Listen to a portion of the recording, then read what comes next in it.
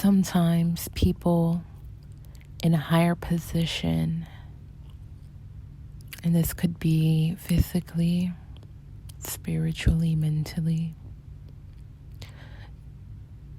they may not reveal to you that they see you when you think you're sneaking and conniving and deceiving. They may not tell you right away.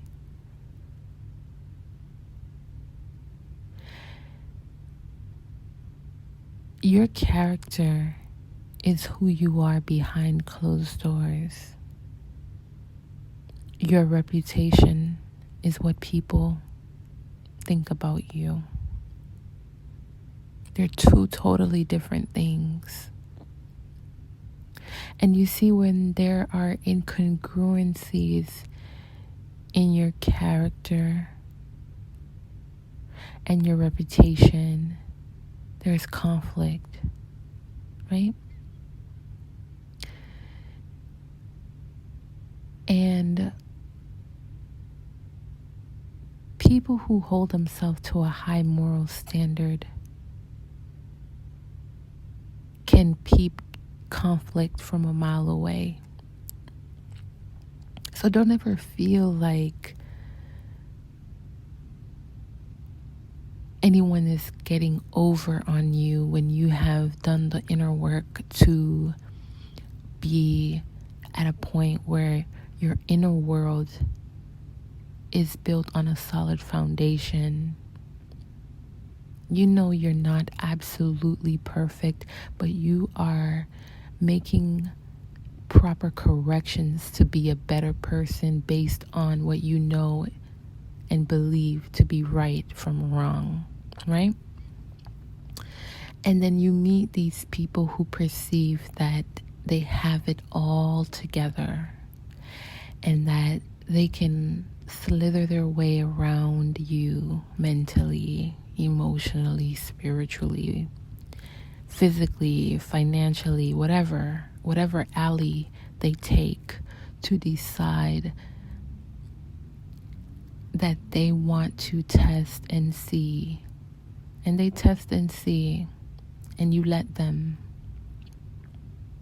Little do they know you see them and you see every move before they make it, right? And part of you is hoping that they would choose to do the correct thing, that they will be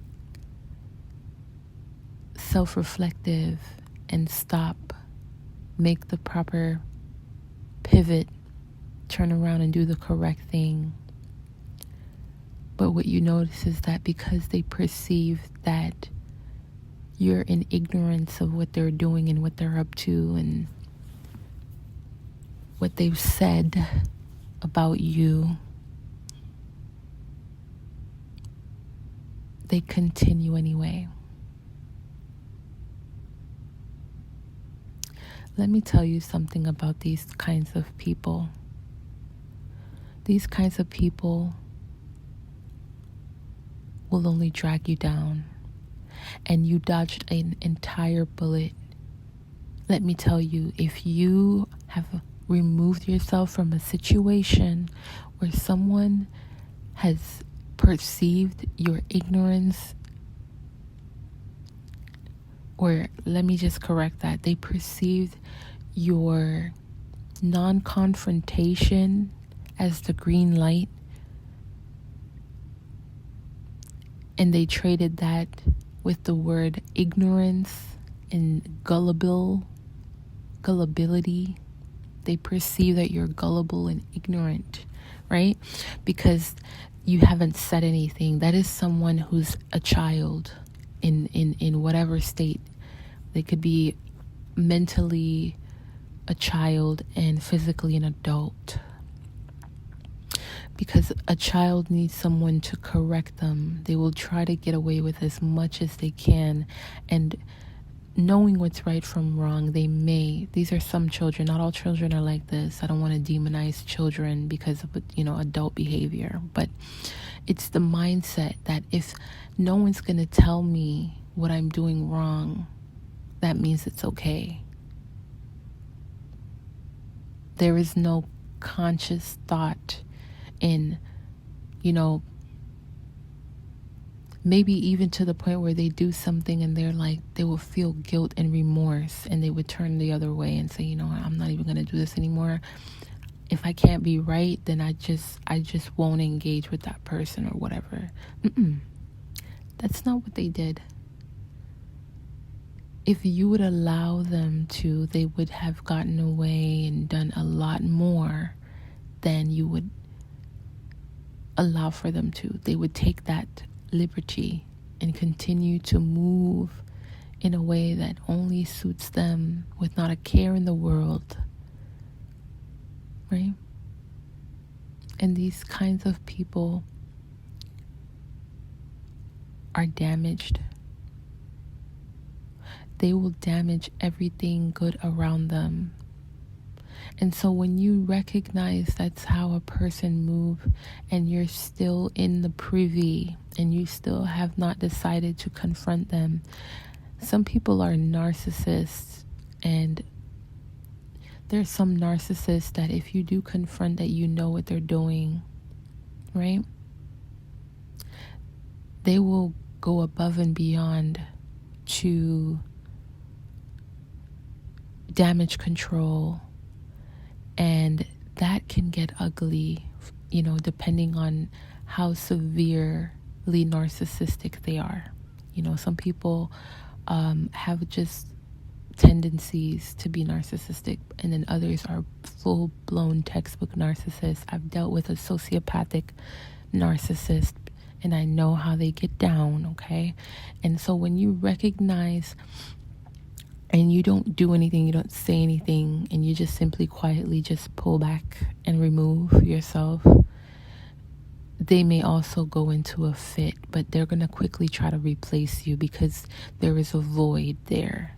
There is some gaping hole that they used you to fill.